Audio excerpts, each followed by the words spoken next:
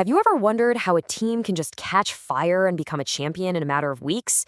Well, it's not always about having the biggest stars. A lot of the time, it comes down to the hidden rules, the tournament formats that can make or break a team's entire journey to glory. I mean, you've been there, right? You're watching a huge event, maybe the Olympics, and one minute your team looks like they're on top of the world, and the next, boof, they're out. And you're just sitting there thinking, wait, what just happened? The path to victory can feel like this confusing maze of rules and regulations. But here's the secret. That very complexity, that's what creates the incredible drama we all love to watch. So today, we are going to crack the code on two wildly different tournaments, the Women's European Water Polo Championship and the Olympic Figure Skating Team event. And by comparing these two, we're going to uncover a kind of universal blueprint for how champions are made. We're talking two totally different sports, but they show us two equally thrilling paths to the top. What's really fascinating is that no matter how complicated a tournament might seem, it almost always boils down to these three universal phases. You gotta get in, you gotta make the cut, and then you have the final showdown. This is gonna be our roadmap for today. So first up, phase one, just getting in. For water polo, it's pretty straightforward. If you did well last time, you're in. If not, you've got to battle it out in qualifiers to earn your spot. But figure skating, whoa, that's a marathon, not a sprint. Nations qualify based on how their top skaters perform over an entire season. It's a long, grinding process. Okay, now phase two. This is where things get really interesting, and the whole philosophy behind these sports just splits in two. Water polo is basically a battle royale. You're in a group, and you have to win your head-to-head games to get points and move on. It's direct, it's brutal. Figure skating, though, is more like a talent showcase. It's not about beating one opponent. It's about racking up points by placing as high as you can across every single performance. Just take a look at this. For water polo, the math is super simple. A win gets you 3 points. Here, you can see Greece and France finished in the top two, so they move on. The bottom two, they're headed home. It's all about direct confrontation, pure and simple. Now, figure skating is a whole other universe. Here, your rank becomes your score. A first-place finish is huge. It earns your team 10 points. Second gets 9, third gets 8, and so on.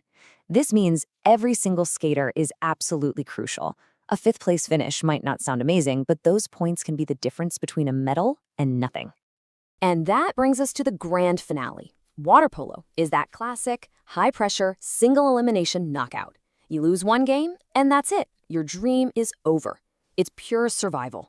In figure skating, the top 5 teams get a reset. Well, not really a reset. They perform all over again, and the winner is the team with the highest combined score from both rounds. It's this relentless, grueling race for points. Okay, so that's all the theory. But how does this stuff actually play out in a real tournament? Let's trace the journey of a couple of champions and really see these rules in action. Right here, we're looking at the Netherlands' path to water polo gold. They got through the group stage, won a massive game in the main round, survived a super tense semifinal, and then finally triumphed in the final. You can see it, right? Every single step was a must-win battle, a perfect, intense example of that knockout format. Now, let's switch gears because the journey to figure skating gold is a completely different kind of story. This isn't about a series of one-on-one wins. This is a tense collective race where every single point from every single skater is absolutely critical. And this chart says it all. I mean, look at this. After 8 different performances across 4 disciplines and 2 full rounds of competition, Team USA won the gold medal by a single point over Japan. 69-68. That razor-thin margin, that's the result of skaters fighting not just for first place, but for third or fourth or fifth, because every single one of those points mattered in the final count. It's incredible. So, why are we digging into all this? Why does it even matter? Well, because these rules, they aren't just boring logistics. They are the hidden engine that powers the entire emotional roller coaster of sports. It's exactly like this quote says. The rules are the script. They are literally designed to manufacture those moments of unbearable tension and incredible release. They're the reason a last-second goal can change everything, or why a fraction of a point can be the difference between silver and gold. Think about all those heart-stopping moments we live for. The Cinderella story, the thrilling finish, that photo finish victory. None of that happens by accident. It's a direct result of the tournament's structure. The rules don't just govern the game, they make the game.